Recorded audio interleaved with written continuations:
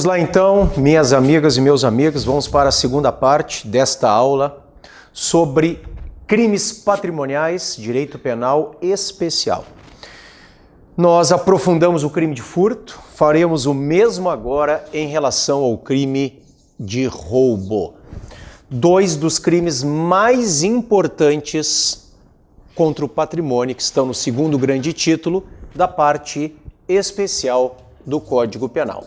Vamos ao roubo, artigo 157 do Código Penal. Eu começo lembrando vocês que não se aplica o princípio da insignificância aqui, algo também que já foi dito a vocês quando lá atrás nós enfrentamos o princípio da insignificância. O princípio cabe no furto, cabe em outros crimes patrimoniais sem violência ou grave ameaça à pessoa, desde que presentes aquelas condições das quais nós falamos. Agora não cabe no roubo, porque não cabe em qualquer crime com violência ou grave ameaça à pessoa. Chamei a atenção de vocês também para Maria da Penha.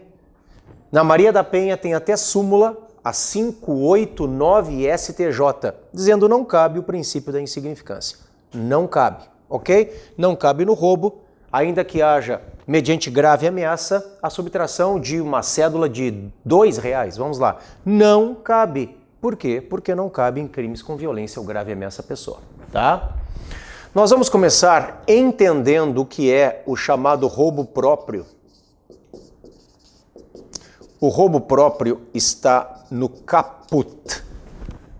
No caput do artigo 157 do Código Penal. Vamos lá então, na telinha. Diz o caput do artigo 157 do Código Penal, subtrair coisa móvel alheia, para si ou para outrem, mediante grave ameaça ou violência à pessoa, ou depois de havê-la por qualquer meio reduzido à impossibilidade de resistência. Vejam que até aqui o que nós temos é o furto. Subtrair coisa móvel alheia para si ou para outrem. Todas aquelas elementares que eu enfrentei com vocês quando nós vimos o furto. Lembrando mais uma vez, para quem chegou depois de eu ter começado a aula. Coisa, inclusive, a ilícita, conforme a jurisprudência do STJ. Então, por exemplo, um assalto onde se leva uma carga de drogas da vítima, configura? Configura, diz o STJ. A coisa, ela pode ser lícita ou ilícita, diz o STJ. Bom, até aqui é o furto. O furto se transforma em roubo quando nós temos as demais elementares. Mediante grave ameaça ou violência à pessoa, ou depois de havê-la por qualquer meio reduzido à impossibilidade de resistência. Eu vou abrir aqui um parêntese e lembrá-los que a violência em direito penal, ela pode ser moral, que é a grave ameaça, ela pode ser própria, que é a agressão física, e ela pode ser imprópria, que é a redução da capacidade de resistência da vítima, a redução da capacidade de resistência. Então, violência moral, grave ameaça, violência própria, agressão física, e violência imprópria, redução da capacidade de resistência da vítima. Tudo isto, vamos voltar lá, para vocês lembrarem que o roubo próprio pode ser praticado por essas três formas de violência. Subtrair coisa móvel alheia para si ou para outrem, mediante grave ameaça. Esta é a violência moral. Ou violência à pessoa. Esta é a violência própria, a agressão física. Ou, depois de havê-la por qualquer meio reduzida à impossibilidade de resistência. Esta é a violência imprópria. Pessoal, o golpe Boa Noite Cinderela, que, claro, no mais das vezes está relacionado a crimes sexuais, então se coloca uma substância na bebida da vítima, a vítima paga e é abusada sexualmente. Isto é estupro de vulnerável. Agora vamos imaginar que o dolo do autor não é sexual, o dolo é patrimonial. Ele coloca uma substância na bebida da vítima, que consome aquele líquido, apaga, e aí o sujeito vai lá e pega a carteira dela e sai. Isto é roubo, isto não é furto, isto é roubo. Teoricamente é um roubo próprio praticado mediante violência imprópria. Um roubo próprio praticado mediante violência imprópria. Se vocês identificarem que há uma redução da capacidade de resistência da vítima, é um roubo praticado mediante violência imprópria. E mais, esta violência aqui no roubo próprio, ela tem que ser empregada antes ou durante a subtração, nunca depois. Antes ou durante a subtração, nunca depois. Mas, queres falar?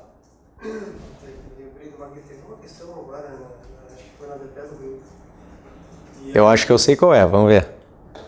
O cara, ele foi contra a vítima, aí ele pegou, acho que era assim, ele pegou a bolsa da vítima, mas ele não foi violento, mas ele pegou e ela tentou se defender, a vítima, e acabou entrando no corporal com ele.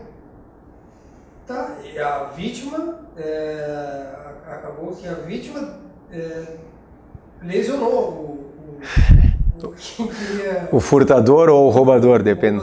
É. Tá, e aí a questão perguntava se... Aí a vítima perdeu, depois disso a vítima perdeu, saiu correndo, a vítima conseguiu fugir e perdeu o objeto.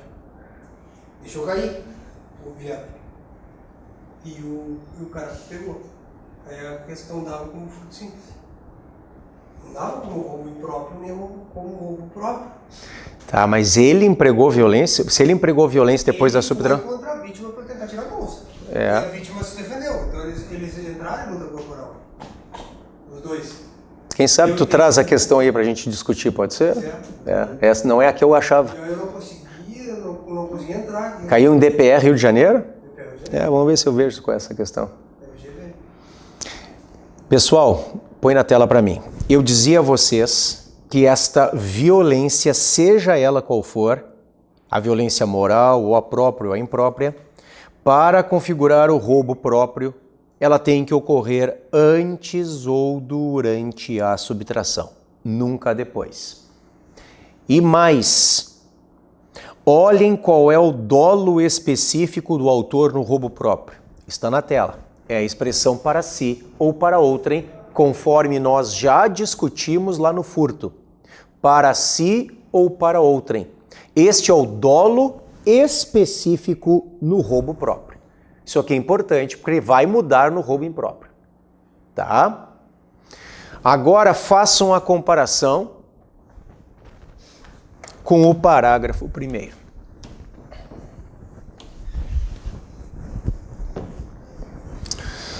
O parágrafo 1º traz o roubo impróprio. Este roubo impróprio é chamado por alguns autores de roubo por aproximação. Caso apareça, vocês já sabem, tá? Roubo por aproximação é o roubo impróprio. É a figura do parágrafo 1º. Vamos começar pela leitura. Coloque lá para mim. Diz o parágrafo 1º. Na mesma pena incorre quem, logo depois de subtraída a coisa, emprega violência contra a pessoa ou grave ameaça, a fim de assegurar a impunidade do crime ou a detenção da coisa para si ou para terceiro. Vejam que eu tenho o emprego de violência contra a pessoa, esta é a violência própria, agressão física. E eu tenho a grave ameaça, aquilo que eu chamei de violência moral. Vocês estão vendo que eu não tenho aqui no parágrafo 1º a violência imprópria? Redução da capacidade de resistência da vítima? Eu tenho no caput, redução da capacidade de resistência da vítima, mas eu não tenho no parágrafo 1º.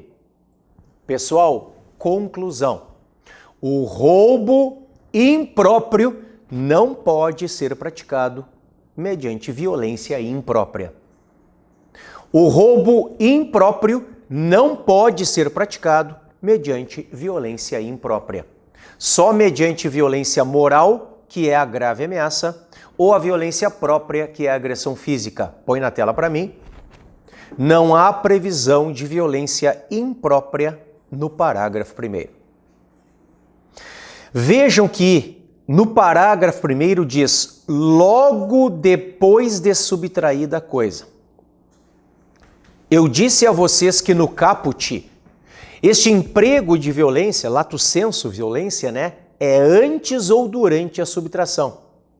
Vocês vão colocar e no parágrafo 1º é depois. Então o emprego desta violência, lato sensu, né, que pode ser própria ou moral, ocorre depois da subtração. A violência é empregada depois da subtração.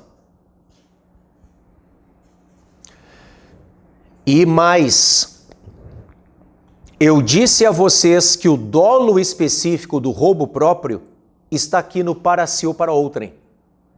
Agora comparem com o dolo específico do roubo impróprio, a fim de assegurar a impunidade do crime ou a detenção da coisa para si ou para terceiro. Este é o dolo específico do roubo impróprio. Então tem diferença até na tipicidade subjetiva. Lá em cima, para si ou para outrem. Aqui embaixo, a fim de assegurar a impunidade do crime ou a detenção da coisa para si ou para terceiro. Tem mais diferença. Essa diferença está aqui agora no ponto 4, consumação e tentativa. Eu vou começar falando para vocês da consumação no roubo próprio. Embora a súmula não diga expressamente, a súmula 582 do STJ, ela faz referência ao roubo próprio. Vocês já vão entender por quê. Na tela, por favor, abri STJ e pesquisei a 582. Ampliei aqui, pronto. Acompanhem comigo a leitura.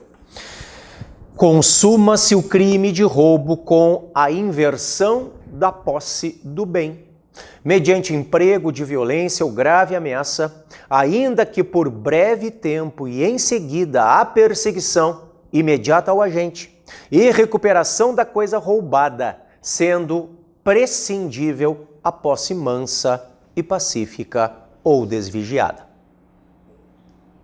Vocês estão vendo que nós, com todas as letras, adotamos aqui a teoria da amócio ou apreensio. Olhem aqui embaixo.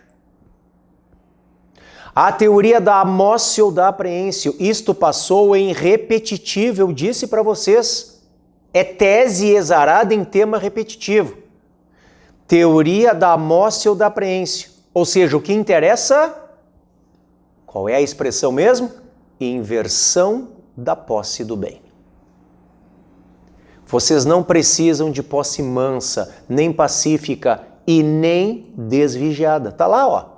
Sendo prescindível, desnecessária, posse mansa, pacífica ou desvigiada. É a mesma coisa do furto. A diferença é que aqui é roubo, então é mediante violência ou grave ameaça, claro. Só isso. Agora, teoricamente, o momento da consumação é o mesmo, inversão da posse do bem.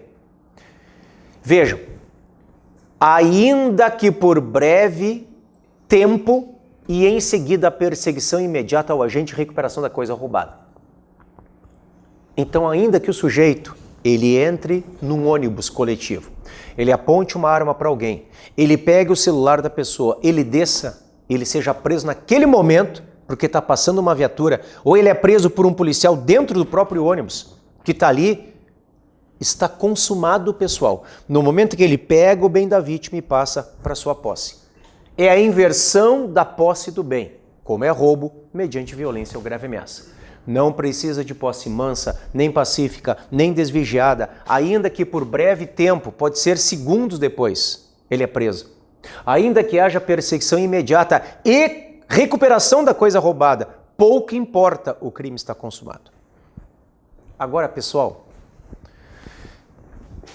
a inteligência desta súmula, ela só vale para o roubo próprio. Por quê, pessoal? Porque, vejam, consuma com a inversão da posse do bem. Põe na tela para mim. Quando vocês leem o roubo impróprio, diz assim, logo depois de subtraída a coisa.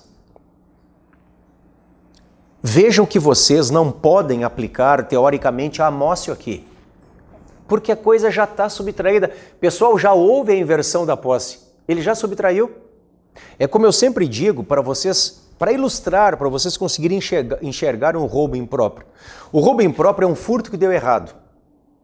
Ele sai de casa para furtar. Ele não saiu com dolo de bater em alguém ou ameaçar alguém com arma. Ele queria furtar. Aí ele entra na casa da vítima. Ele vê que a vítima saiu de carro para trabalhar, conhece a rotina dela, entrou na casa, pegou as coisas, está saindo. Já inverteu a posse do bem. O furto está consumado. Só que a vítima anda 2 quadras e volta, porque esqueceu alguma coisa. A vítima está chegando e ele está saindo. Neste momento, ele, para assegurar a impunidade do furto ou a detenção da coisa que ele furtou, aí ele bate na vítima ou ele ameaça a vítima. Por isso que o emprego da violência ou da grave ameaça se dá depois da subtração. Então, em que momento se consuma o roubo impróprio? Não pensem com a cabeça da amócio, porque já está consumado o furto, pessoal. É isso aí, doctor, ou violência, não esquece dela. Então, quando se dá a consumação do roubo impróprio, vocês têm que anotar isso aí, no momento do emprego da violência ou da grave ameaça contra a vítima. Este é o momento da consumação do roubo impróprio, no momento do emprego da violência ou da grave ameaça à vítima. No momento do emprego da violência ou da grave ameaça à vítima, tá? Por isso que eu digo, pode deixar lá, Diogo, por favor, que esta súmula tem que ser lida com cuidado por vocês, porque fala assim, ó, consuma-se o roubo, né? Só que esta súmula, ela tem que ser lida a partir da ideia de um roubo próprio. A inteligência da súmula só se aplica para o roubo próprio, o do caput. Porque para o roubo impróprio ela não serve. Para o roubo impróprio, a consumação se dá no momento do emprego da violência ou da grave ameaça. Pessoal,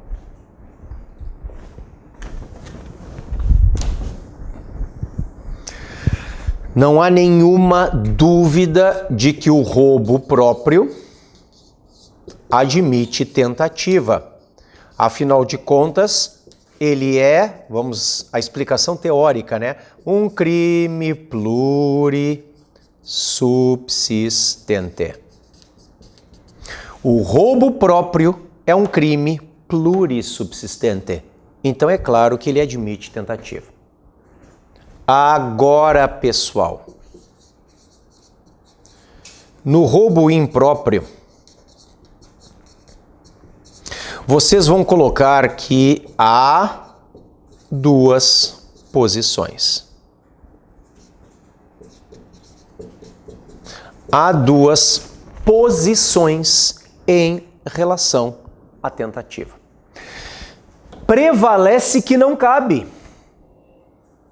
A posição que prevalece e é amplamente majoritária, e inclusive já foi adotada pelo Supremo, eu tenho a posição no meu livro, é que não cabe. Por quê?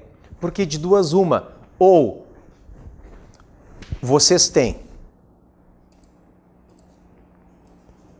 olhem lá, um furto consumado, porque veja, nós estamos discutindo a possibilidade de tentativa.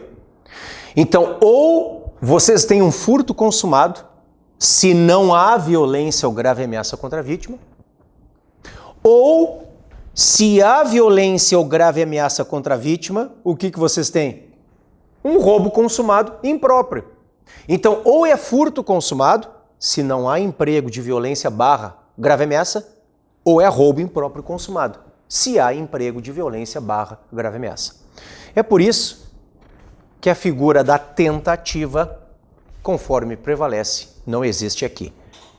Na doutrina, 2 posições. Agora, aquela amplamente majoritária é: existe tentativa no próprio e não existe no impróprio. Vocês entenderam? Seguimos. Eu saio das figuras do caput roubo próprio e do parágrafo 1º roubo impróprio e vou agora para o roubo majorado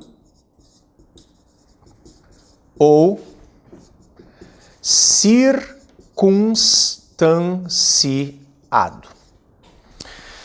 Eu quero começar lhes mostrando a súmula STJ 443 e depois nós vamos aos parágrafos, tá? O parágrafo 2º, o parágrafo 2º-A e o parágrafo 2º-B, todos do artigo 157 Código Penal. Vamos começar pela súmula na tela 443. Leiam comigo.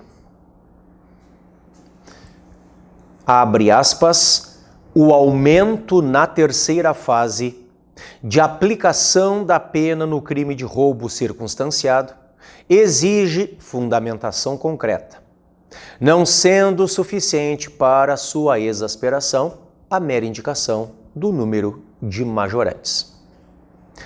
Eles tiveram que fazer uma súmula de uma coisa óbvia. O juiz, para cada aumento, tem que fundamentar. Por quê? Porque lá atrás, e foi também a posição muito firme, naquela época de uma antiga Câmara Criminal, aqui do nosso TJRS. A antiga composição da 5ª Câmara Criminal daqui, tá? O que faziam alguns juízes? Bom, no parágrafo 2º, vocês veem que há um aumento de 1/3 até a metade. Então, alguns entendiam o seguinte: se todas as majorantes estão presentes, eu vou aumentar de metade. O maior aumento, se todas estão presentes. Se uma só está presente, eu vou para o menor aumento, que é 1/3. Se 2 estão presentes, 1/3 mais um pouquinho. Se 3, 1/3 mais um pouquinho, mais um pouquinho. Ou seja, eu pegava e fazia uma conta matemática aqui. Vem o STJ e diz, isto não pode. Abre aspas de novo.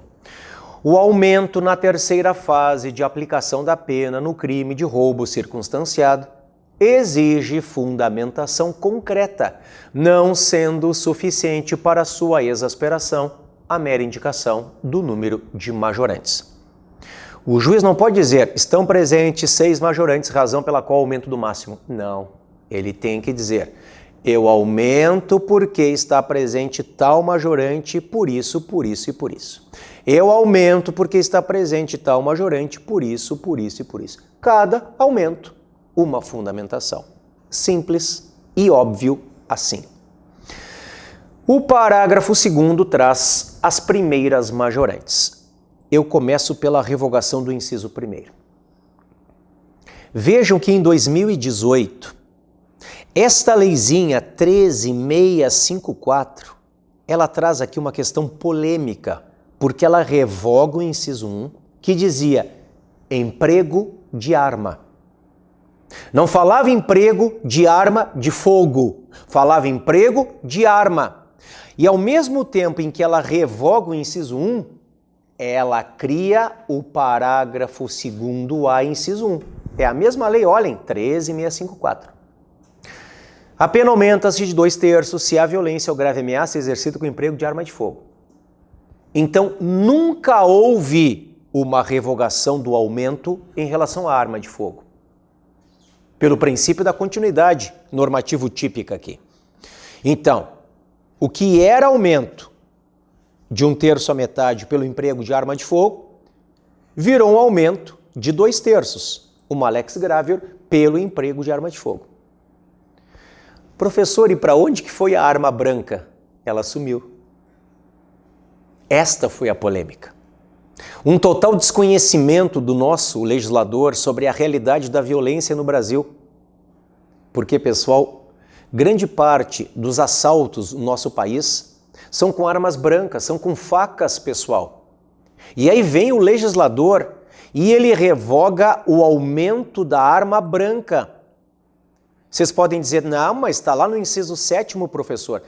Mas esse inciso 7º só veio com pacote anticrime, pessoal. Quase 2 anos depois. Porque a lei é de 2019, mas ela entra em vigor só em 2020. Eu já disse a vocês, arma branca. Então o que vocês têm que defender aqui, que é a posição do STJ?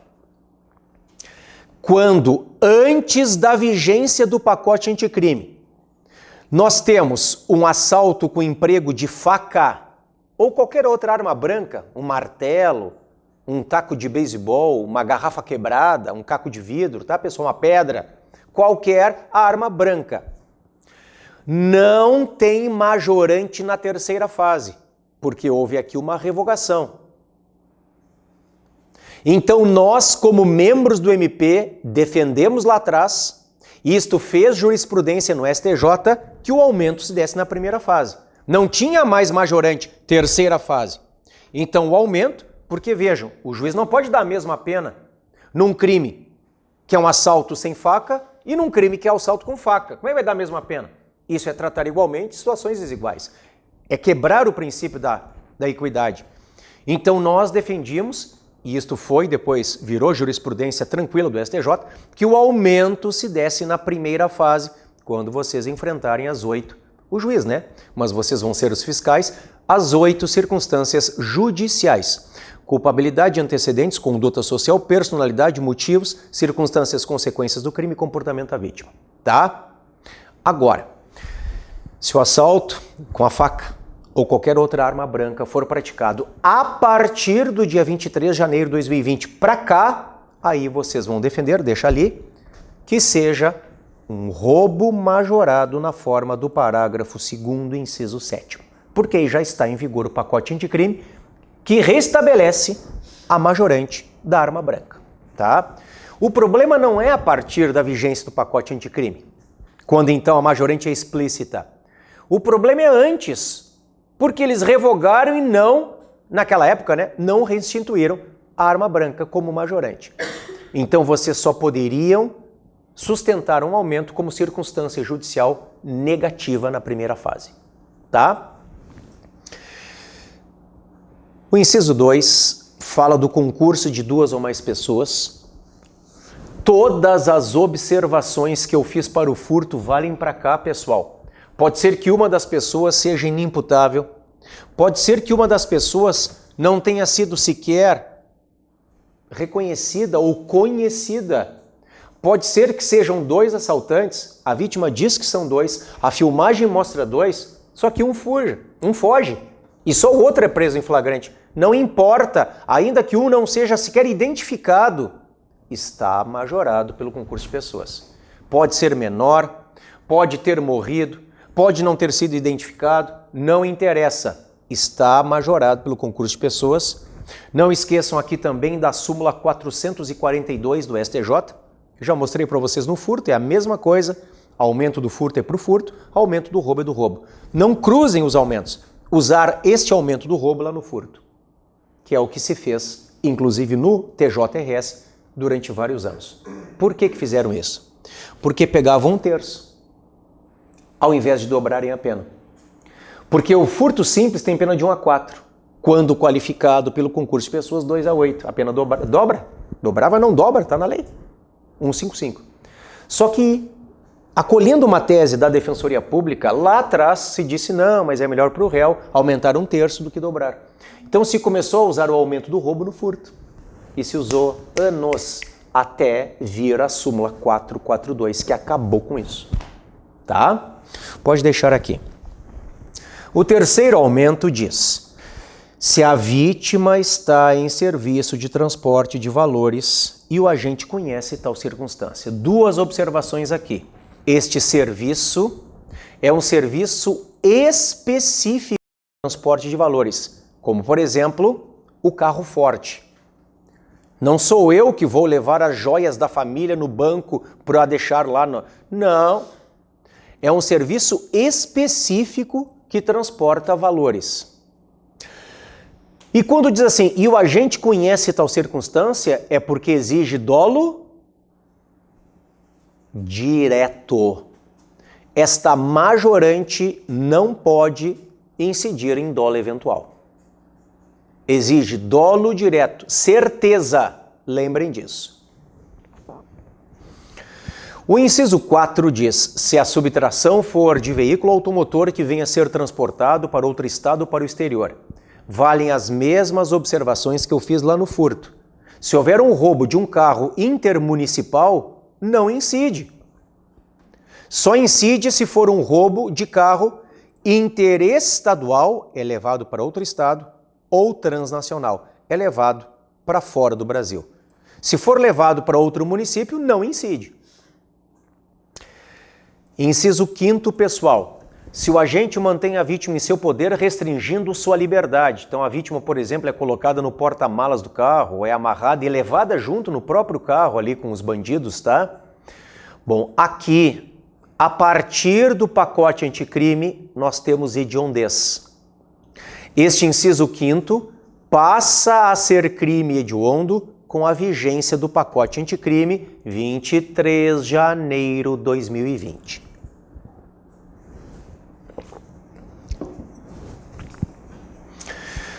O inciso 6º diz: se a subtração for de substâncias explosivas ou de acessórios que, conjunta ou isoladamente, possibilitem sua fabricação, montagem ou emprego.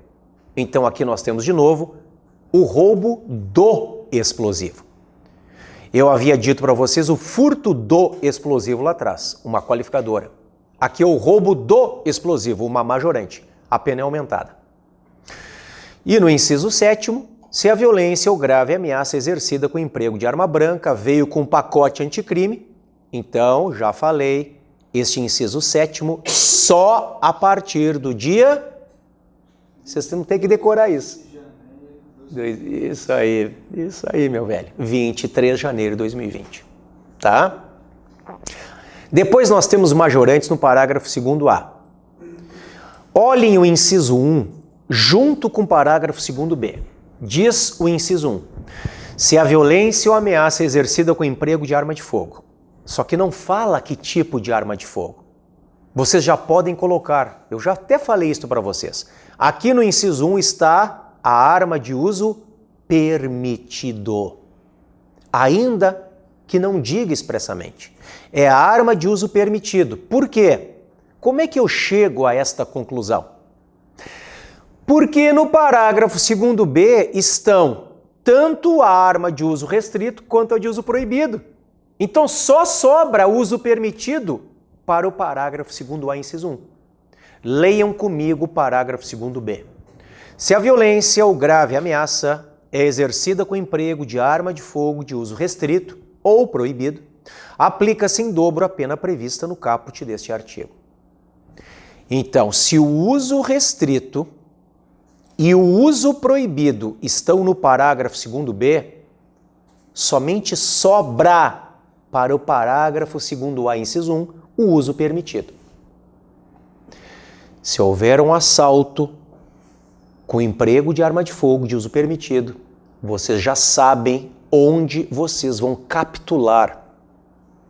Vocês vão enquadrar este comportamento no 157, parágrafo 2º-A, inciso 1. Tá? Salim, e aí? Uso permitido, uso restrito e uso proibido. Lembram? Acho que na aula passada eu falei para vocês deste decreto.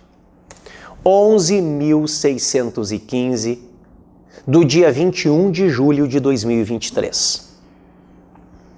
Este é o decreto que vai complementar esta questão da classificação das armas para vocês.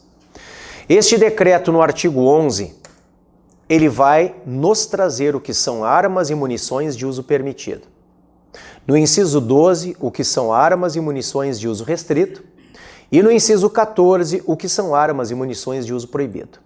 Por favor, leiam e releiam depois, quando vocês tiverem um tempinho. Tá? Tá tudo aqui. Voltei ao Código Penal para lembrá-los que nós temos hediondez a partir do pacote anticrime no roubo com arma de fogo, seja ela qual for. Pode ser de uso permitido, pode ser de uso restrito ou proibido, tanto faz. Se houver um assalto com arma de fogo, é crime hediondo. Mais uma vez, a partir do dia 23 de janeiro de 2020, data da entrada em vigor do pacote anticrime. Tá? Vamos à pegadinha que vai cair na prova de vocês. Parágrafo 2º-A, inciso 2. A pena aumenta-se de 2/3 se há destruição ou rompimento de obstáculo mediante o emprego de explosivo ou de artefato análogo que cause perigo comum. Então agora vocês vão lembrar de novo da explosão de um caixa eletrônico para a subtração de valores. Só que agora existe violência contra alguém ou grave ameaça. Eles foram com armas, renderam vigia, então não é mais furto, agora é roubo. Digamos que com a arma renderam vigia e explodiram o caixa eletrônico para subtrair valores. Pessoal, é uma questão óbvia, né? Mas eu vou perguntar mesmo assim, o que é mais grave, furto ou roubo? O roubo é mais grave porque o roubo é um crime com violência ou grave ameaça. Então vocês podem me explicar por que o furto com emprego de explosivo é crime hediondo e o roubo com emprego de explosivo não é? É isso que vai cair na prova, por incrível que pareça. Eles vão perguntar a vocês se o roubo com emprego de explosivo é crime hediondo. E a resposta é não. Por quê? Porque não tem previsão legal. A meu ver, houve um esquecimento do legislador do pacote anticrime aqui, tá? Um lamentável esquecimento. Agora, assim as coisas estão colocadas. Então lembrem, o furto com emprego de explosivo é crime hediondo. O roubo com emprego de explosivo não é crime hediondo. Eu já mostro toda a lei dos crimes hediondos neste particular do roubo para vocês, tá? Para nós terminarmos o roubo.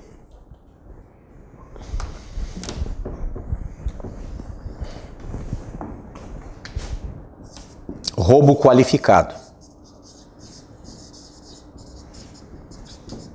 Lembrando, pessoal, que a majorante aumenta de forma fracionária. Por exemplo, de 1/3 à metade, 2/3.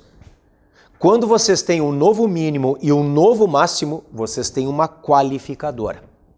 Existem duas qualificadoras aqui. Quando resta na vítima a lesão grave ou quando a vítima é morta, o que se chama latrocínio. Põe lá para mim. É o parágrafo 3º. Diz assim: se da violência resulta lesão corporal grave, a pena é de reclusão de 7 a 18 anos e multa. Inciso 2º, morte, é o latrocínio, então, a pena é de reclusão de 20 a 30 anos e multa. Pessoal, eu pergunto, o assaltante se aproxima da vítima, aponta a arma para a vítima e diz: a bolsa ou a vida? A vítima morre de susto. É latrocínio?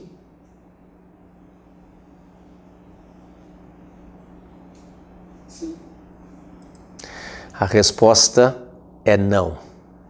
Por quê? Caput. Quando o roubo é descrito, o legislador separa a grave ameaça da violência, ou seja, a violência moral da violência própria. Vejam que o termo violência fica reservado à agressão física. Quando ele vai qualificar o roubo, ele não repete se da grave ameaça, ele só repete uma forma de violência, se da violência resulta. Quando usa a violência, é agressão física. Ele não repete a grave ameaça. Então, para vocês falarem em latrocínio, vocês precisam de agressão física. Bateu na vítima, esfaqueou a vítima, disparou com arma de fogo contra a vítima. Se a vítima morre em face de um susto, de duas uma, pessoal. Ou a morte não configura crime autônomo e será levado em conta pelo juiz para exasperar a pena base do roubo. Quando? Quando não é previsível. Ou a morte vai configurar, provavelmente, um crime autônomo de homicídio culposo, em concurso, com crime de roubo, e aí sem a qualificadora da morte, porque senão seria bis in idem. Vocês têm que trabalhar com a ideia da previsibilidade, tá, pessoal? Uma coisa, vamos lá, é um sujeito que se aproxima e aborda uma vítima que é jovem, que é saudável, que aparentemente não tem problemas de saúde, e esta vítima, que aparentemente não tem problemas de saúde, ela morre de susto. Por quê? Porque vai dizer na questão, tinha um problema no coração, etc, etc, que era desconhecido do assaltante. Neste caso, se não há previsibilidade, vocês não podem imputar crime autônomo para ele. Esta morte, ela será levada em conta para exasperar a pena base do roubo, como circunstância, como consequência negativa. Agora, se o assaltante se aproxima de uma vítima que visivelmente é uma pessoa enferma, é uma pessoa que caminha com dificuldade, ou é um idoso, é uma vovó que está caminhando ali com dificuldade, e esta pessoa morre de susto quando ele anuncia o assalto, aí vocês têm elementos, porque há previsibilidade, né? De que haja um crime mais grave, uma morte ali, vocês podem defender a morte como crime autônomo. Provavelmente será um crime autônomo de homicídio culposo, em concurso com assalto. Aí vocês podem pensar, não, mas queria matar ou assumir o risco de matar. Bom, se a questão disser isso, aí é claro, vocês vão trabalhar com homicídio, tá? O homicídio doloso, ele vai a júri, inclusive pela subtração, porque o júri atrai. Artigo 78, inciso 1º, Código de Processo. O júri julga tudo, tá? Eu estou partindo do pressuposto que não há dolo direto nem dolo eventual na morte. Então só sobra o homicídio culposo, se há previsibilidade na morte. Se não, não tem crime autônomo. Por mais que isso choque, pessoal. Em relação ao latrocínio, põe lá para mim, por favor, eu quero lembrá-los de duas súmulas do STF. Eu estou abrindo o Supremo.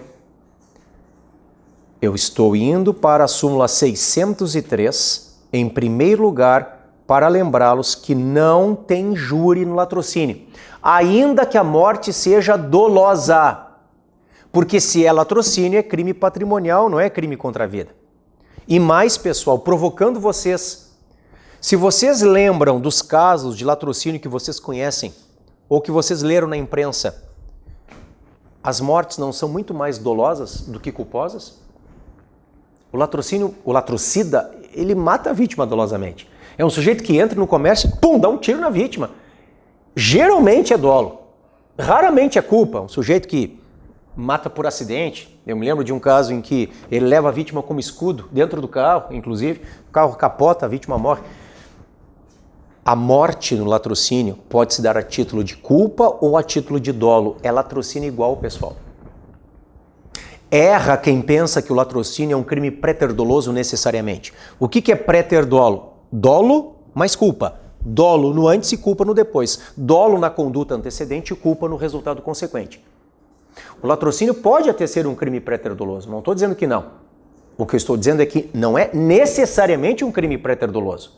O latrocínio é sempre um crime qualificado pelo resultado. Este resultado qualificador pode ser doloso ou culposo. Caberá ao juiz dosar a pena, porque a pena em abstrato é a mesma, 20 a 30.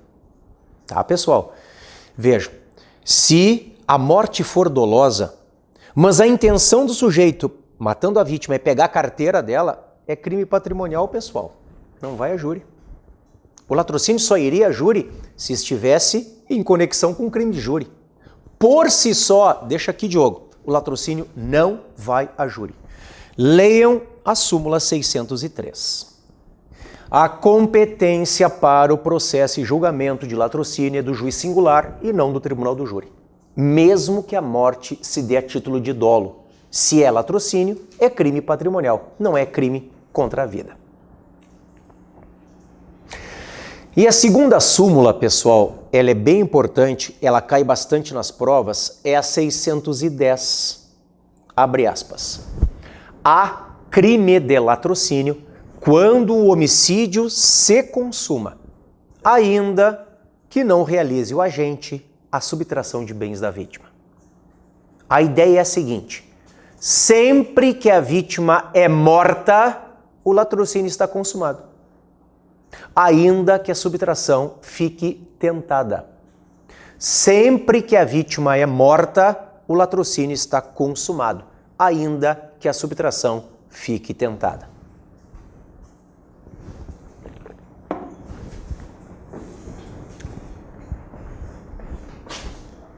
Vejam comigo onde está a hediondez. Antes do pacote anticrime, pessoal, só o latrocínio era hediondo aqui no roubo. Só. Era a única figura hedionda. Só o latrocínio no roubo. É claro que continua, né, pessoal? Só que vejam, vamos para a tela, o que fez o legislador. Como ele amplia a hediondez no roubo. Está na tela aqui a Lei dos Crimes Hediondos, a Lei 8072 de 90. Vamos lá. Artigo 1º. São considerados hediondos os seguintes crimes, todos tipificados no Decreto-Lei 2848, Código Penal, consumados ou tentados. Vejam, está riscadinho, mas vocês conseguem entender. Isto aqui era antes do pacote anticrime. Só o latrocínio aqui no roubo.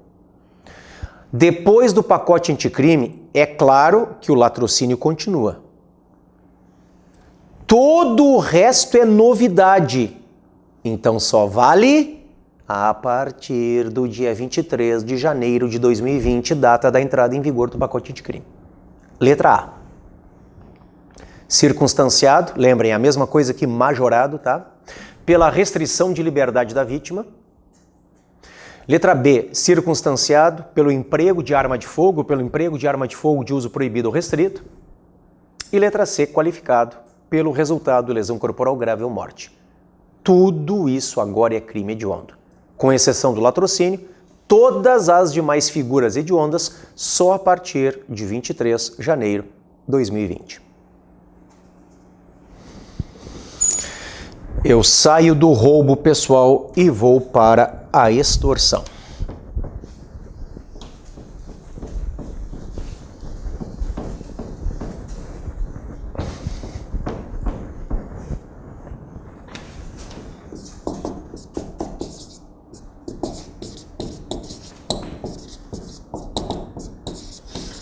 Artigo 158, Código Penal.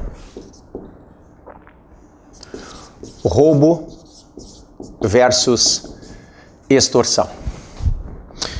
Há várias diferenças, pessoal, entre roubo e extorsão. Verbo nuclear, elementos do tipo. Lá no roubo é subtrair. Vocês vão ver que agora na extorsão é constranger. Mas há uma principal diferença, e eu já falei dela para vocês quando nós enfrentamos o concurso de crimes. No roubo, o comportamento da vítima é desnecessário para a consumação. Lembrem disso. No roubo, o comportamento da vítima é desnecessário para a consumação. É como eu disse a vocês em outra oportunidade. Pode ser que a vítima ela esteja petrificada de medo em face do assalto, fique parada, apavorada, e ele arranca a bolsa dela e sai correndo. Inverteu a posse do bem, consumou. Não precisa de comportamento da vítima para a consumação de um roubo. Agora, na extorsão, coloquem que o comportamento da vítima é necessário para a consumação. Na extorsão, o comportamento da vítima é necessário para a consumação. E como eu já disse para vocês em outra oportunidade, não existe crime continuado entre roubo e extorsão. Se os dois crimes forem praticados dentro do mesmo contexto fático, vocês vão defender o concurso material de delitos. Artigo 69 do Código Penal com a soma das penas. Não existe continuidade delitiva entre roubo e extorsão. Isto é jurisprudência pacífica nos tribunais superiores.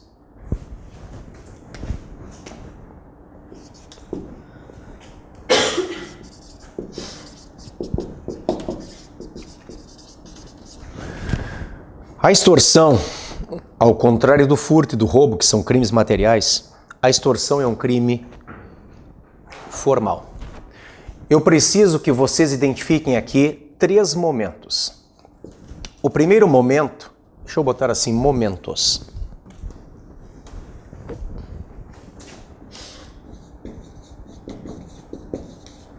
O primeiro momento é o momento do comportamento do autor. O segundo momento é o momento de comportamento da vítima. E o terceiro momento é o momento da obtenção da indevida vantagem econômica. São 3 momentos bem diferenciados, 3 momentos específicos que estão no 158. Vocês verão que o comportamento do autor é aquele em que ele constrange a vítima mediante violência ou grave ameaça. Vocês vão ver que a vítima constrangida que foi mediante violência ou grave ameaça, ela faz, tolera que se faça ou deixa de fazer alguma coisa. E vocês verão que há um terceiro momento em que ele obtém aquela indevida vantagem de natureza patrimonial. Na tela, por favor, 158 Código Penal, extorsão, diz assim: constranger alguém mediante violência ou grave ameaça e com o intuito de obter para si ou para outra indevida vantagem econômica a fazer, tolerar que se faça ou deixar de fazer alguma coisa. Aqui está o comportamento do autor, o primeiro momento. Ele constrange a vítima mediante violência ou grave ameaça. Esta vítima foi constrangida. Então ela faz, tolera que se faça ou deixa de fazer alguma coisa. É o segundo momento. E o terceiro momento está aqui, quando ele, o autor, obtém a indevida vantagem econômica. Em termos de consumação e tentativa, vocês, em primeiro lugar, devem observar o que está na súmula 96 do STJ. Esta súmula, ela vai nos dizer que o crime é formal, porque ela diz assim: o crime de extorsão consuma-se independentemente da obtenção da vantagem indevida. Vocês estão vendo? Nós não precisamos do terceiro momento para a consumação. Nós não precisamos da obtenção da vantagem indevida, que seria o resultado naturalístico do crime, para a consumação. Por quê? Porque a extorsão é um crime formal. Então, como é que vocês trabalham consumação em tentativa aqui? Se nós tivermos única e exclusivamente o primeiro momento, só o comportamento do autor que constrange a vítima mediante violência ou grave ameaça, o crime está tentado.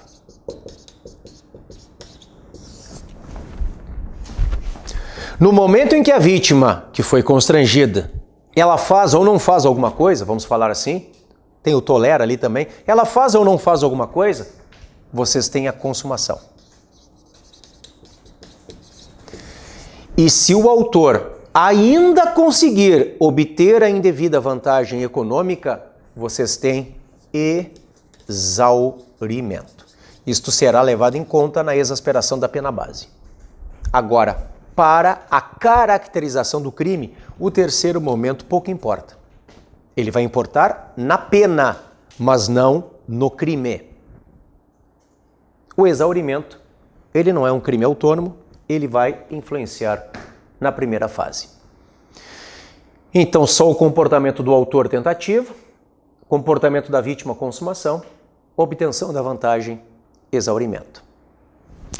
Vamos conversar sobre a forma majorada, sobre as qualificadoras e sobre a hediondez.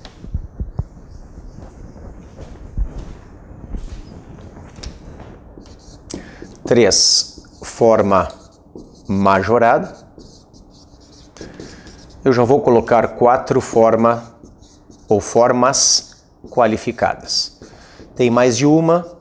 Nós temos aqui, inclusive, pessoal, aquilo que comumente se chama sequestro relâmpago, tá? Vocês vão ver. Põe lá. Olhem o parágrafo 1º do 158. Se o crime é cometido por 2 ou mais pessoas ou com emprego de arma, aumenta-se a pena de 1/3 até a metade. É um aumento fracionário, então aqui está a extorsão majorada ou circunstanciada. A primeira majorante, então o crime é cometido por 2 ou mais pessoas, como lá no roubo. A segunda majorante, emprego de arma, como lá no roubo. E aqui vejam, não fala arma de fogo. Aqui vocês, é importante também para o direito penal, vocês têm que saber a diferença entre arma própria e arma imprópria. Coloquem aí, por favor. Arma própria é aquela que foi construída para atacar ou defender. Isto é uma arma própria, é aquela que foi construída para atacar ou defender. Por exemplo, um revólver é uma arma própria. Arma imprópria é aquela que não foi construída para atacar ou defender, mas pode ser utilizada com este fim. Arma imprópria não foi construída para atacar ou defender, mas pode ser utilizada com este fim. Então aqui vocês têm a faca de cozinha, né? Que acaba sendo o exemplo privilegiado, que é o que a gente mais vê na prática, né? A faca de cozinha não foi feita para ser utilizada em assassinatos, estupros, assaltos, mas acaba sendo utilizada em tudo isso, tá? Mas vocês têm aqui também, por exemplo, o taco de beisebol, um martelo, enfim, uma arma imprópria. Ela não foi feita para atacar ou defender, mas pode ser usada com este fim. No momento em que o nosso legislador fala arma, vocês vão englobar a própria e a imprópria, as duas. Fala arma, pode deixar ali. Então vale tanto para a própria quanto para a imprópria.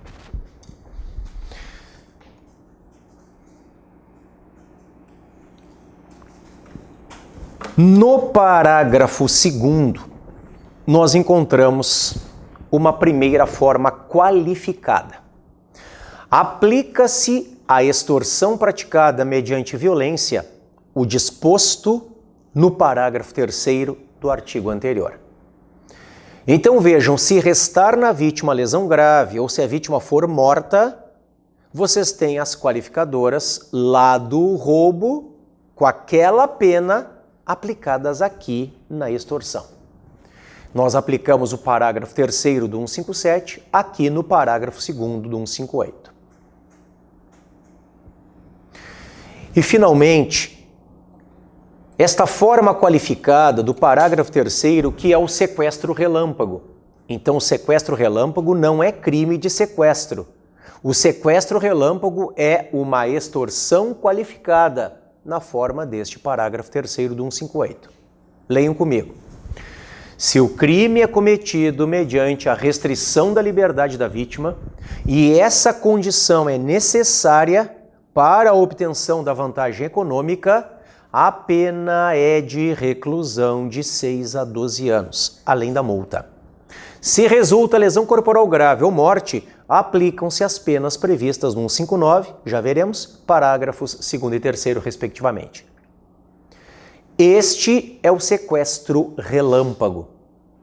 Então levam a vítima junto, muitas vezes no carro da própria vítima, passam nos caixas eletrônicos, limpam a conta dela e libertam a vítima, geralmente viva, né? Libertam a vítima. Vejam, este crime, que é comumente chamado sequestro relâmpago, está aqui. É uma forma qualificada de extorsão. Agora, cuidem a polêmica, vem comigo aqui, atinente à hediondez.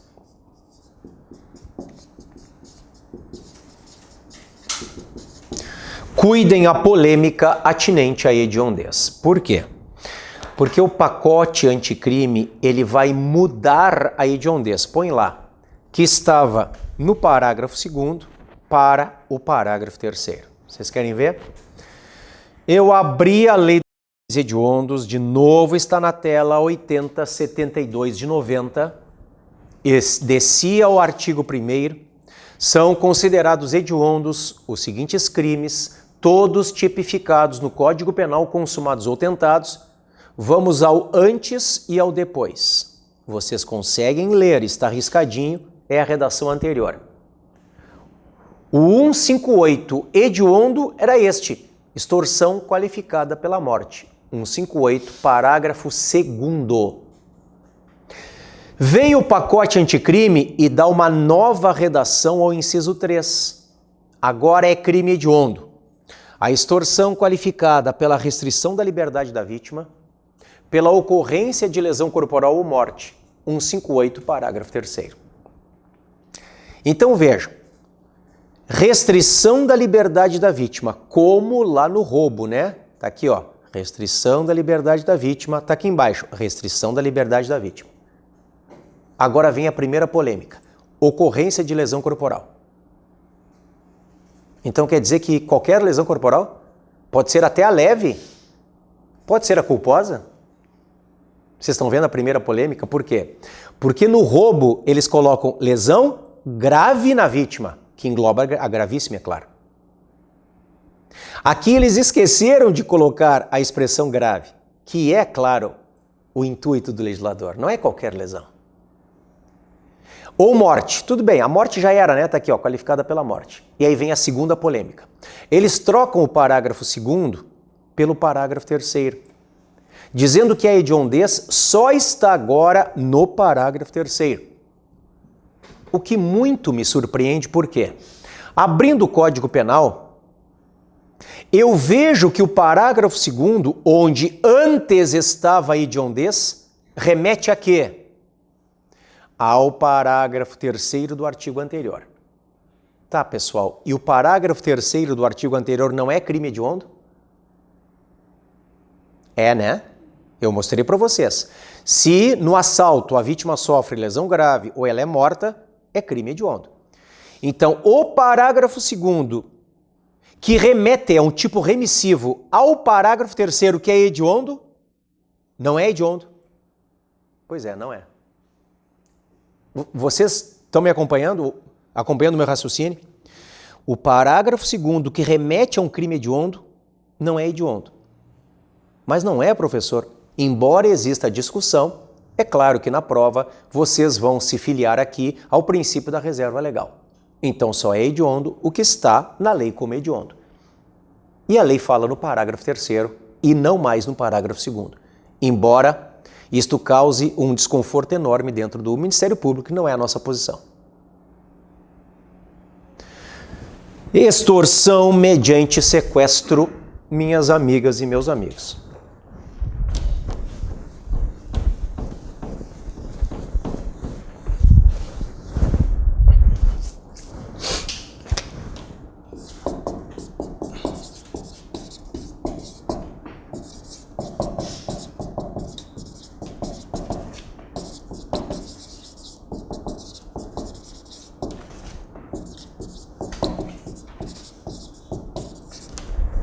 Extorsão mediante sequestro, 159 do Código Penal. Eu vou começar lhes mostrando que nós estamos diante de um crime formal. Vamos começar por aqui. O furto é material, o roubo é material. A extorsão 158 é formal e a extorsão mediante sequestro 159 também é formal. Ponha na tela para mim. Eu saio da lei dos crimes hediondos e volto para o Código Penal. Extorsão mediante sequestro. Sequestrar pessoa com o fim de obter, para si ou para outrem, qualquer vantagem como condição ou preço do resgate. Se eu estou dizendo a vocês que este crime é formal, quando ele se consuma, pessoal?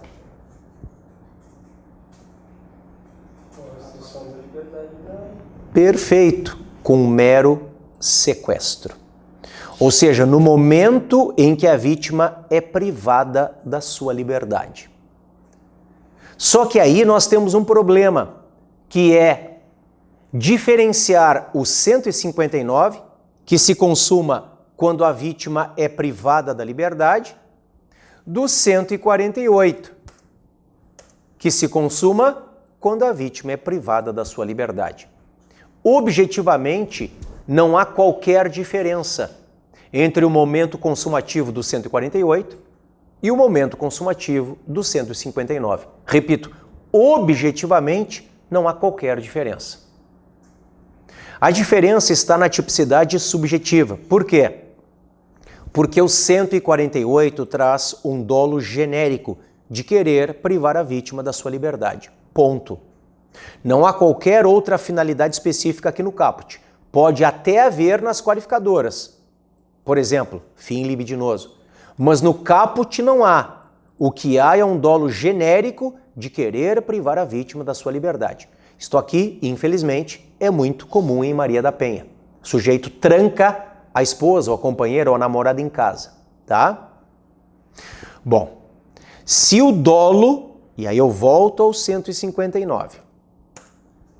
Se o dolo é genérico de privar a vítima da sua liberdade e específico, que é o fim de obter qualquer vantagem, vocês têm a extorsão mediante sequestro. Então, o que transforma o 148 no 159, na verdade, é o dolo específico. Só que vejam, o crime é formal. Então, este dolo específico, ele não precisa ser alcançado para a consumação. Mas tem que estar na cabeça do agente, senão é o 148. Para que seja o 159, o dolo específico de querer obter a vantagem tem que estar na cabeça do autor, do sequestrador. Senão é o 148, é só sequestro. Agora, como o crime é formal, ele se consuma independentemente da obtenção da vantagem. Não precisa receber o dinheiro do resgate para a consumação, porque o crime é formal. Tá? Além disto,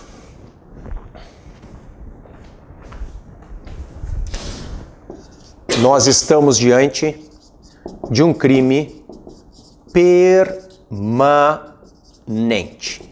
Por favor, coloquem que crime permanente é aquele cuja consumação se prolonga no tempo. Isto é um crime permanente, aquele cuja consumação se prolonga no tempo. Isto significa que enquanto a vítima estiver privada da sua liberdade, o crime está acontecendo.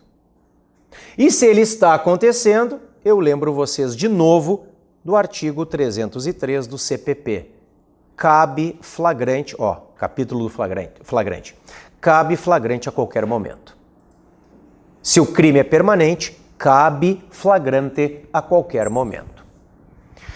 É importante, sabendo que o crime é permanente, que vocês lembrem a súmula ou da súmula 711 do Supremo, que diz assim. Deixa eu aumentar essa letra um pouquinho. Pronto. A lei... Melhorou, né? Tinha que ter feito isso desde o começo. Desculpe. Reclamem, tá? Olha ali, que para mim aparece de um tamanho e para vocês do outro ali. A lei penal mais grave aplica-se ao crime continuado ou ao crime permanente, se a sua vigência é anterior à cessação da continuidade ou da permanência. Vocês já sabem o que é crime continuado, nós vimos na aula passada, artigo 71 do Código Penal. Infrações penais da mesma espécie praticadas em condições semelhantes de tempo, lugar, modo de execução e outras semelhantes, de tal forma que as subsequentes sejam, por ficção jurídica, uma continuação da primeira. Mas agora não nos interessa mais o crime continuado, nos interessa o crime permanente, aquele cuja consumação se prolonga no tempo. Por quê? Porque o 159 é um crime permanente. Então vocês têm que lembrar do seguinte.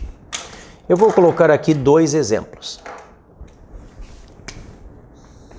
Vamos imaginar que no momento em que a vítima é colocada no cativeiro e lá a vítima é resgatada. Quando a vítima é colocada no cativeiro, no meu exemplo, tá?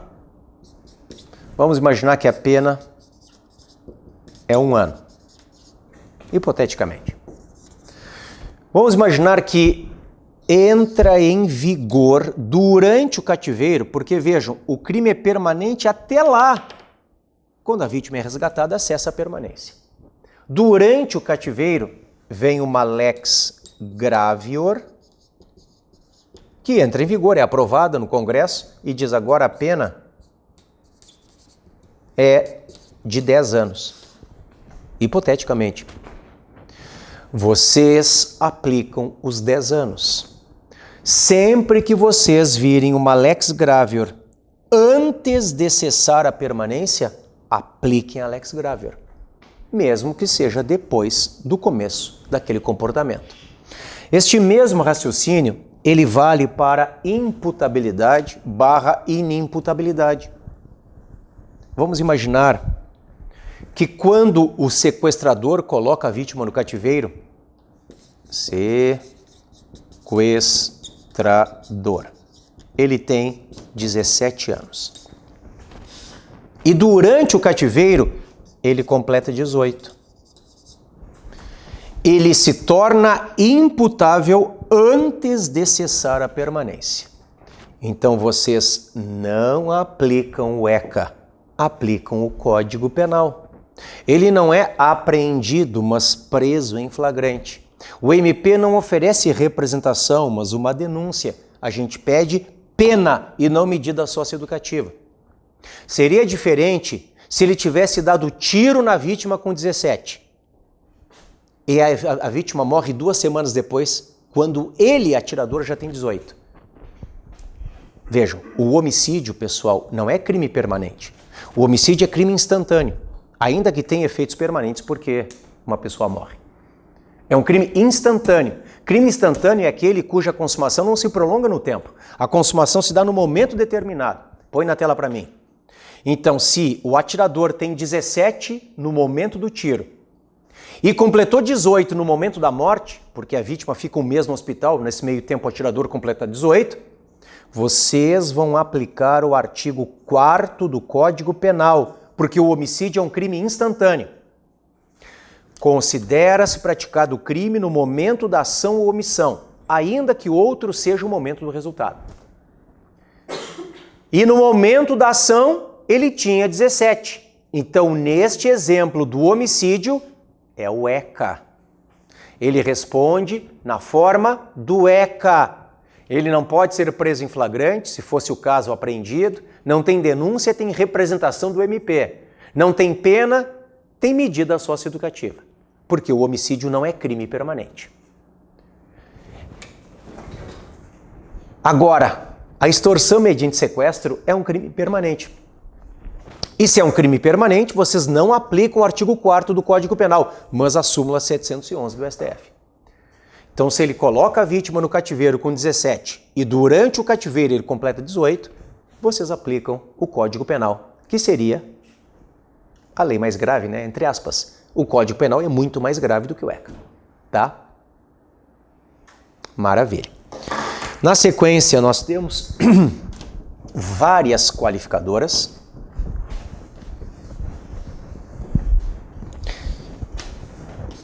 Formas qualificadas. Nós temos, pessoal, a única previsão de todo o Código Penal de colaboração premiada.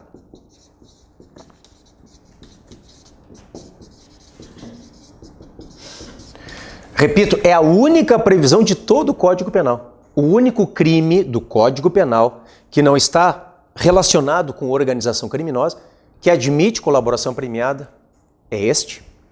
E depois eu falarei para vocês da hediondez. E a gente avança. Vamos lá? Para a tela. Código Penal na tela. Eu voltei para o 159. As primeiras qualificadoras estão aqui. Se o sequestro dura mais de 24 horas, se o sequestrado é menor de 18 ou maior de 60 anos, ou se o crime é cometido por bando ou quadrilha. Duas observações. A primeira, imaginem que a vítima completa 60 no cativeiro. Incide esta qualificadora? Perfeito, sim, porque é um crime permanente. E aí, súmula 711 do STF. Segunda observação, se o crime é cometido por bando ou quadrilha, não falem mais nesta expressão bando ou quadrilha ou bando, falem em associação criminosa hoje, tá? Temos qualificadora no parágrafo 2º, se do fato resulta lesão corporal de natureza grave, e temos qualificadora no parágrafo 3º, se resulta morte. Reclusão de 24 a 30 anos. Apresento às senhoras e aos senhores o crime que tem a maior das penas no Brasil. É este aqui, de todos. Extorsão mediante sequestro com o resultado morte. 24 a 30. A colaboração premiada está no parágrafo 4º. Se o crime é cometido em concurso, o concorrente que o denunciar à autoridade, facilitando a libertação do sequestrado, terá sua pena reduzida de 1 a 2/3. Vejam que o único, aspas, prêmio desta colaboração premiada do Código Penal é redução da pena. Por que eu falo isto? Porque lá na lei do crime organizado, a lei que define organização criminosa no Brasil, a 12.850 de 2013, há vários outros prêmios que podem ser a substituição da pena, a redução da pena ou até mesmo a concessão de perdão judicial. Está no artigo 4º da 12.850, Lei do Crime Organizado. Agora, pessoal, para o juiz aplicar estes prêmios, é assim que é conhecido, tá? Estes resultados, essas benesses, aí nós precisamos de organização criminosa. Pelo menos 4 pessoas, com uma estrutura ordenada, com divisão de tarefas, crimes com penas máximas superiores a 4 anos ou de caráter transnacional, conforme definição da 12.850. Se nós não estivermos num contexto de organização criminosa, vai para a tela ali. Aí vocês têm este parágrafo 4º e a única benesse é a redução da pena. Não cabe perdão judicial aqui. Só caberia se este crime estivesse em contexto de organização criminosa. Olhem a hediondez, em nada o pacote anticrime altera o 159, o que era continua sendo hediondo, ou seja, tudo no 159 é hediondo. Abri a lei dos crimes hediondos, desci agora para o inciso 4º.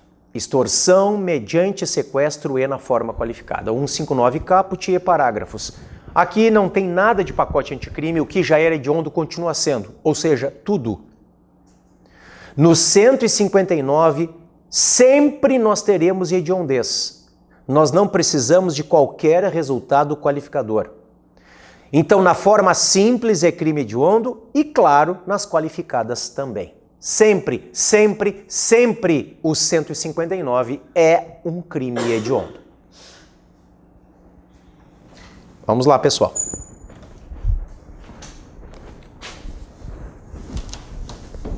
Estelionato.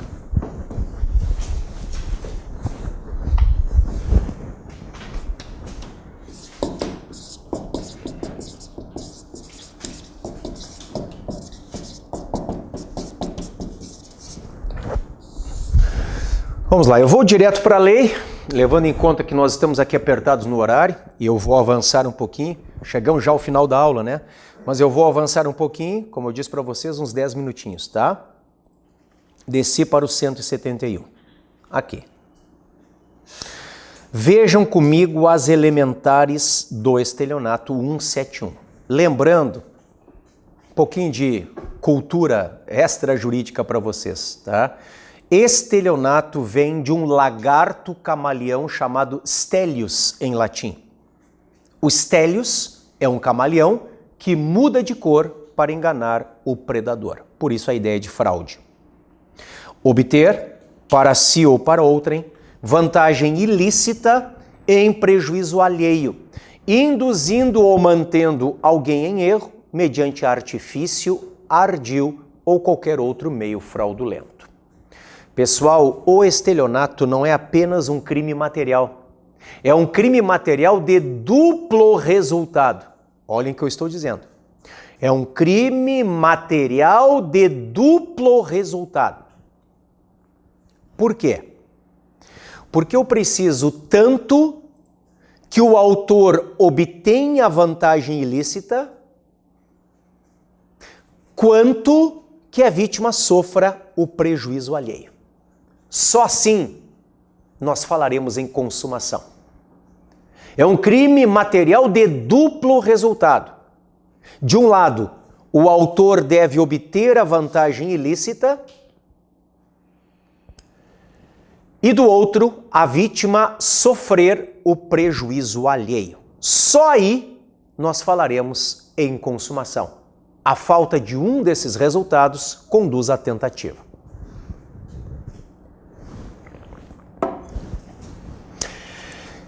Vejam que o parágrafo 1º nos traz a forma privilegiada do estelionato. Se o criminoso é primário e é de pequeno valor o prejuízo, o juiz pode aplicar a pena conforme o disposto no artigo 155, parágrafo 2º. Como vocês já sabem, criminoso primário é o que não é reincidente. Só que agora, vejam, não se fala mais em pequeno valor da coisa furtada, mas em pequeno valor do prejuízo. Esta é a diferença para o furto privilegiado.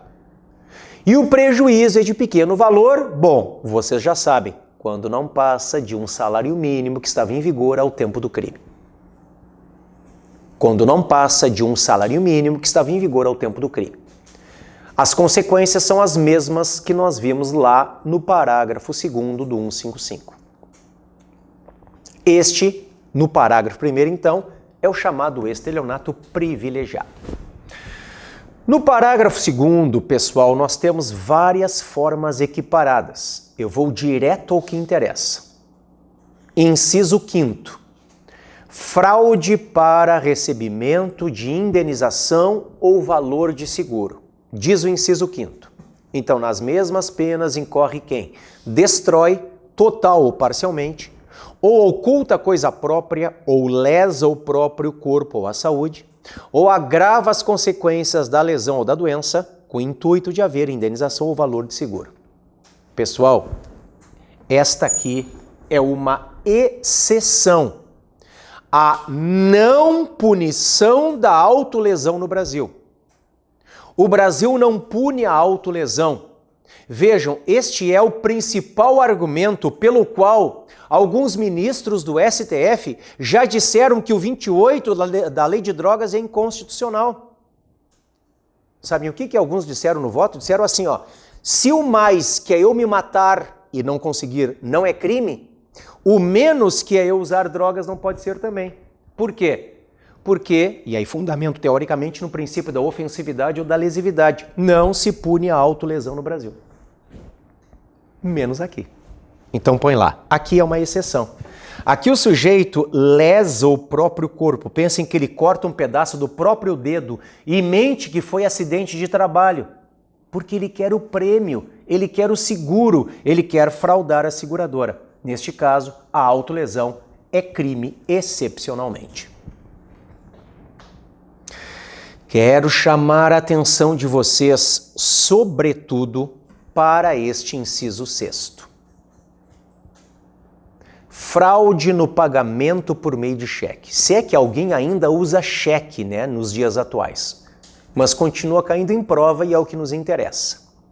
Emite cheque sem suficiente provisão de fundos em poder do sacado ou lhe frustra o pagamento. Primeira coisa, pessoal, se houver a gente fala pré-datado, né? Mas na verdade é pós-datado, concorda comigo? Se houver um pós-datado sem fundos, não enquadrem aqui. Porque cheque é uma ordem de pagamento à vista. Se houver alguma fraude envolvendo um pós-datado, vão para o caput. Estelionato na forma básica. Vocês não podem fazer aqui uma analogia em Malam Partem.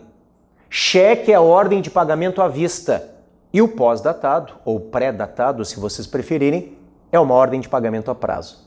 Primeira observação. Segunda observação. Se houver o pagamento do dano aqui, a reparação do dano.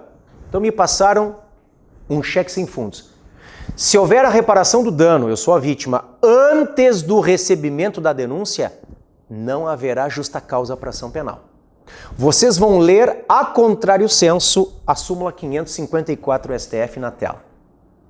Abri STF, 554 é o número, estou chegando a ela. Aqui, ó. Vamos lá. O pagamento de cheque emitido sem provisão de fundos após o recebimento da denúncia não obsta ao prosseguimento da ação penal. Pessoal, se reparar o dano depois do recebimento não obsta, antes obsta. É a leitura a contrário senso. Se reparar o dano depois do recebimento não obsta, antes obsta. Antes do recebimento da denúncia. Aí não haverá processo criminal. Não há justa causa para ação penal. Ainda, pessoal, há duas súmulas dos tribunais superiores que não são mais aplicadas. Elas dizem praticamente a mesma coisa. Uma é a 244 do STJ e outra está aqui. É a 521 do STF. O foro competente para o processo e julgamento dos crimes de estelionato, sob a modalidade da emissão dolosa de cheque sem provisão de fundos, é o do local onde se deu a recusa do pagamento pelo sacado. Então eles vão continuar perguntando a vocês, qual é o juiz competente para processar este crime de cheque sem fundos? Aí fala assim, ó, local da recusa aqui.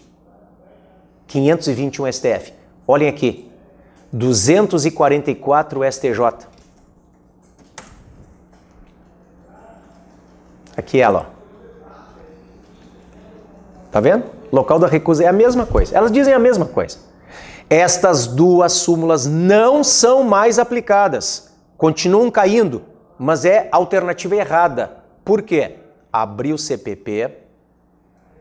Dentro do CPP, eu fui lá para o 70 do CPP. Teremos uma aula aqui de competência, tá, pessoal? Eu quero que vocês lembrem deste parágrafo 4º do 70 do CPP. Nos crimes previstos no 171 do Código Penal, quando praticados, é como se fosse uma letra A aqui, ó, mediante depósito. É como se fosse uma letra B, mediante emissão de cheques sem suficiente provisão de fundos em poder do sacado ou um pagamento frustrado. E é como se fosse uma letra C, mediante transferência de valores. Nestes três casos, a competência é afirmada pelo local do domicílio da vítima. Se houver várias vítimas, prevenção. O juiz que primeiro decidiu. Então esqueçam o local da recusa. O que vale hoje é o domicílio da vítima. 70, parágrafo 4º do CPP. Para eu dispensá-los na aula de hoje. Lembrem que com o pacote anticrime, o estelionato hoje é processado mediante representação. Então, como regra, a vítima deve representar. Excepcionalmente, continua-se com uma ação penal pública incondicionada se a vítima for administração pública direta ou indireta, se for criança ou adolescente, se for pessoa com deficiência mental ou se for maior de 70 anos de idade ou incapaz. Nestes casos, a ação continua pública incondicionada. Fora estes casos, a vítima tem que representar. Eu vou falar para vocês das imunidades no comecinho da nossa aula de amanhã. Tá, pessoal? Amanhã o foco é processo penal, mas antes de eu começar com a ação penal, eu vejo com vocês o finalzinho dos crimes patrimoniais. Tá?